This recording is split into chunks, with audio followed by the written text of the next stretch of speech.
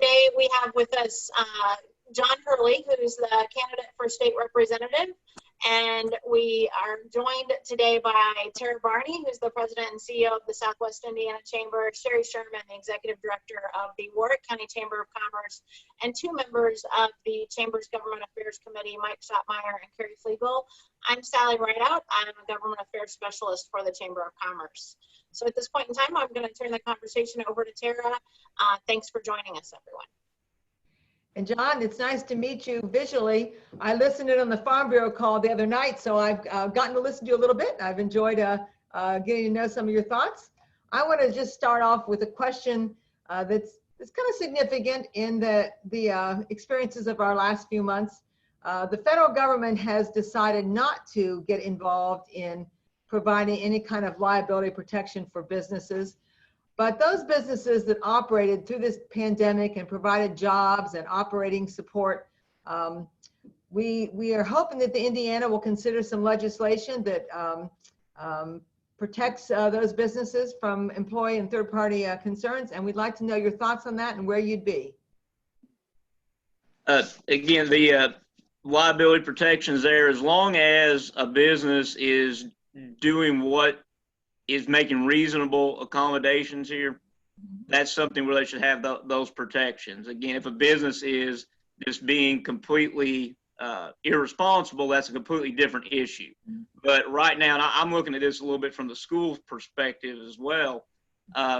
We're all in an unknown with the health department changing guidelines and regulations on a daily, if not hourly basis. And there needs to be something in place so that if there are mistakes made, but it wasn't something that was malicious, then there should be those protections available. But I do want to be absolutely clear, if a business is just blatantly disregarding something, that is a very different scenario than if a business is actually making a decent attempt to protect its workers and protect the ones that are coming into that place of business. So we hope there'll be legislative action on this session, and hope you'll be involved in it. I'll leave to the next question here. Hey, John, Mike Schopmeyer, worked with the Chamber for several decades, and we're very close to an important record of decision on the bridge between Kentucky and Indiana here, lining up pretty close to the Warwick County Vanderburgh County line, crossing into Kentucky. As you know, the interstate's almost done to Indy. The overpasses are going up. It'll be finished by 2024. What can you do to help us? We're kind of stuck right now in the environmental process of whether we keep 241 bridges or one, and tell us how you can support us to move this project ahead and complete 69, which will pretty much link us with Memphis to Canada and result in substantial economic development for our region. How are you going to help us? First of all, I do want to say I'd attended several of those meetings early on when I think we still had 5 alternatives that were available. So I was going to those meetings in the Evansville area to see how that would impact southwestern Indiana.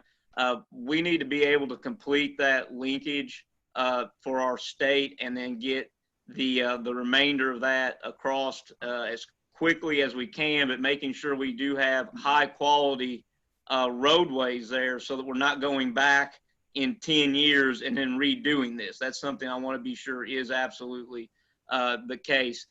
When you said the 2 bridges there, is that's still up for debate? Is that correct? Is it whether it's 1 or 2 bridges for 41, and that is separate from I-69, correct? That's right. Currently, the engineering study calls for 1 bridge to go and keep 1 free bridge. So there will be a free bridge no matter what. But the testimony, and you were at the hearings, with most people want both bridges to remain. For the current 241 bridge is free. Right, and if that is going to be a feasible option, then just in case of shutdowns, we've always have that possibility of having times where 1 bridge is going to be shut down. There needs to be a reasonable alternative there, because being in those meetings and having worked in Henderson, Kentucky previously, I knew that when the 41 bridges were shut down, I was going to go through Owensboro, or I would have to drive all the way and cross over into Union County, Kentucky, in order to come back and go over to Henderson. So making sure that those alternative routes are in place in the event of an accident or an event of a closure, which we do know we have barge strikes occasionally, and there would be wrecks potentially there. Thank you. Mm-hmm. Carrie? Oh, I'm Yeah. here. Yep. Good afternoon. The pandemic has put a substantial strain on both state and local budgets. And so as you go into this budget making session, we'll obviously have decreased resources. So how would you be directing, how would you be working to protect the reduced resources available, and where do you think we should be directing increased resources to move Indiana and our region forward? First off, I want to go into it with the mindset of trying to preserve what we do have. That way we're not just outright looking for cuts. We need to try to find a way to preserve that if possible. Now, realistically, we're going to probably have to look at cuts in certain areas. What I want to do is be able to work with the local government agencies, the businesses, the employment agencies, different unions, and the school systems, and make sure they're a partner in where they can possibly tighten a belt. We don't need to just dictate what is going to be cut from the State House. We need to have people involved at the local level, and they would have a say in where they think they can shave a few dollars here and there. That needs to be the priority, because I don't want to be up there, and we're not going to know the budget situation immediately anyway. We can't really predict that, unfortunately. We know it'll be less, but how much less and where it's going to be less, that's a different thing.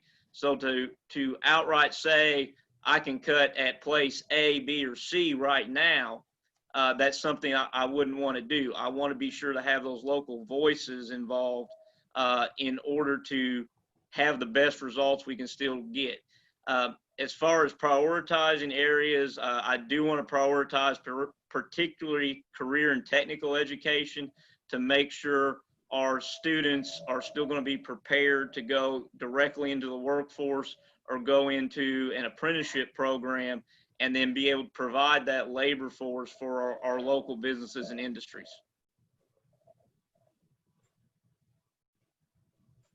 Carrie?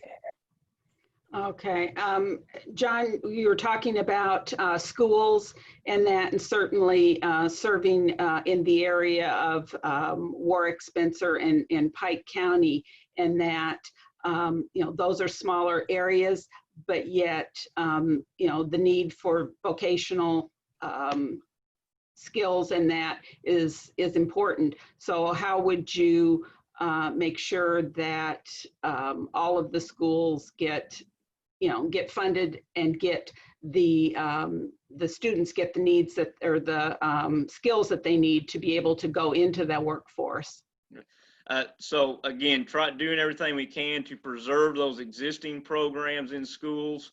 And then if we can add them to areas, that would be great. As far as funding that, one thing I do look at is actually a phase out of this voucher system, and then reallocating that money back into traditional public education. You're looking at $185 million going into that program in 2021 if the budget numbers were to stay the same. We've also had charter schools continuing to come into Indiana that are very much not on the same regulation plane as our public schools, and stopping those at least temporarily and reallocating that funding back into traditional public education, which that's going to be the ones that have this vocational opportunities. And I do just want to point out, even in this previous budget, mentioning the schools, that Pike County lost over $200,000. South Spencer actually got zero on the increase, and Warwick was allocated at less than the rate of inflation, which for a school corporation that is the entire county and that size, that essentially equated to a cut. So along with that, as far as additional items, there used to be a rural schools grant for small schools, and areas where you have the declining population, those students still deserve the same opportunities as students in more populated areas. Okay, thank you. May I take the floor and ask a question? I want to make sure that in our time to be with you, we have a chance to hear from you on your main priorities, what you want to champion, and what really got you into this race. Well, again, I'm an 11th year career and technical educator, and that was a huge motivation for getting involved in this race. Really, over the past 10 to 12 years, we've seen essentially cuts in our area. We've seen increases in the standardized testing that really isn't helping anyone. And it's something where I want to be able to have those opportunities for the students in our schools. The schools in these communities are really major employers, and they are the focal point. So making sure that they continue to be funded and supported. Other than that, I said I've had prioritizing that funding for traditional public education, expanding affordable and reliable broadband internet to every last mile.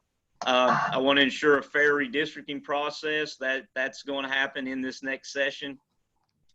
Preventing the wage theft and misclassification of workers. And then I also want to reevaluate the extent of the governor's executive power while up there. So that was really my 5 priorities I'd love to accomplish in this upcoming session.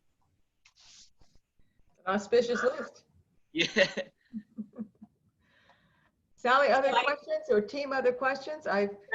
We appreciate your time, and we're always balancing between wanting to spend a lot of time with you and knowing that we want to make sure this is a useful video product, because our biggest interest as chambers is to make sure we're helping to educate our constituents, and especially providing opportunities during this unique election year when you can't be out pressing the flesh the way people usually do, to make sure that folks have a chance to get to know you.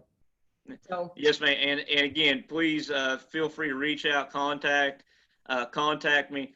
Yeah, one thing I do want to point out, I'm not going to be the expert in every single area. You guys know how your businesses operate.